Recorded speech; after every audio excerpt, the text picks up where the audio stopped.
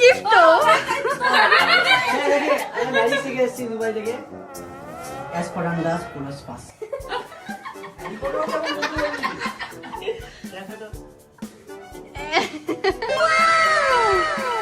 সব কি সব কাণ্ড করেছে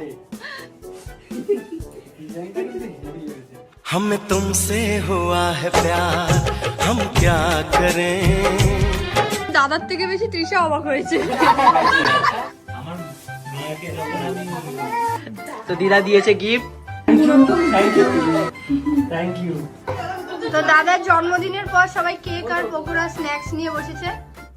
এই সেই মুহূর্ত যেটার জন্য আমি পুরো ওয়েট করেছিলাম।